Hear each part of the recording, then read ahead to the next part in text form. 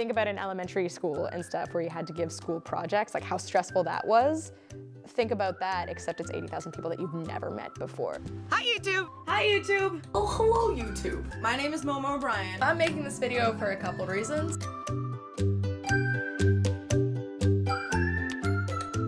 I make YouTube videos about what I call everyday adventures, which is anything from a professional breakdancer teaches me some breakdancing moves to pretending to be a wizard in a castle in England, or fighting 3,000 medieval soldiers in a 300-building medieval village in Quebec, which is all stuff that my viewers can actually do.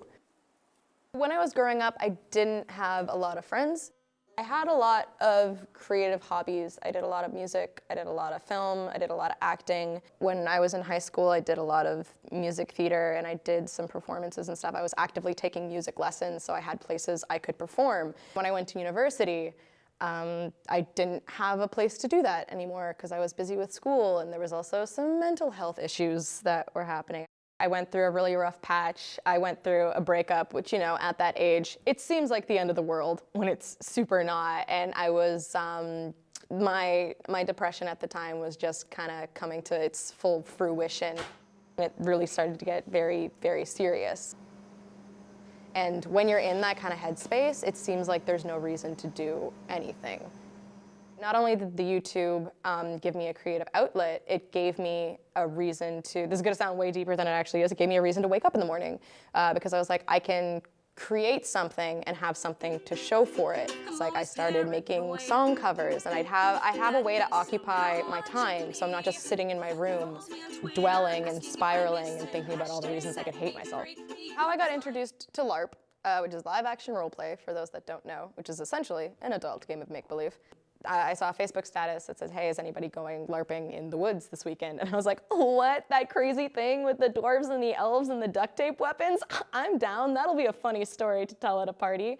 And then I show up, and not only did I meet all these like insanely creative, friendly people, but I still remember the exact moment where I walked like out of the woods and towards a campfire, and someone's playing songs on a ukulele and people are talking about grand adventures that they've been on, and it's like, LARPing is not a spectator sport. Like, the only way you can actually fully understand what LARPing feels like is to do it. Since then, I've done like the medieval thing in Quebec. I did an X-Men inspired game in England in a manor.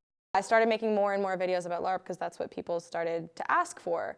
But then I found myself becoming a prominent member of a community, like by accident almost. I can't go to LARPs anymore without people coming up to me and knowing who I am. And like, I just wanted to make videos on the internet about like weird stuff people can do. It's a lot of pressure, honestly.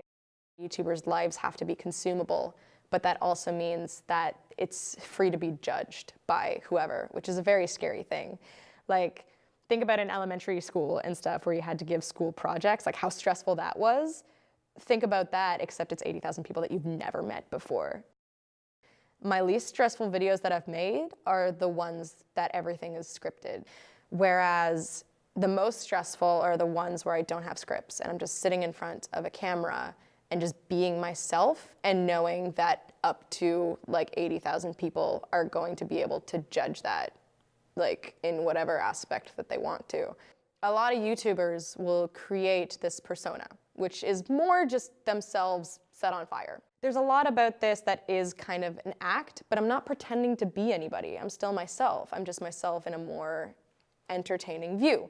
I'm really scared about what kind of person I'll become and what my content will become if it's like, I have to constantly think about like, all my videos have to be clickbait, and like, I don't think I will ever do YouTube full time. I'm completely frozen up. It's inconsistent. I need sanity. I would like to go to a 9-to-5 job where I know I'm going to get this amount for this amount of time and be able to go home and know I'm going to get my rent paid. But right now, I am at a time in my life where I am totally cool with being young and stupid, and I want to travel and I want to make dumb decisions, and I feel like YouTube is part of that. I don't know what my future holds. I know that I've still got some emails in my inbox being like, we want you to cover our game, we want you to go to our events. I know that's gonna be a part of it. I'm still figuring myself out. And a big part of that is I feel like I'm gonna have to be a little spontaneous. And I know that the art that I wanna make now is the pursuit of happiness thing and like documenting everyday adventures. What else, Carly? This documentary. Oh, there's documentary, yeah. I'll post about that when it's done, for sure, because it's gonna be on YouTube, right? Yeah. Yeah, it's gonna be on YouTube.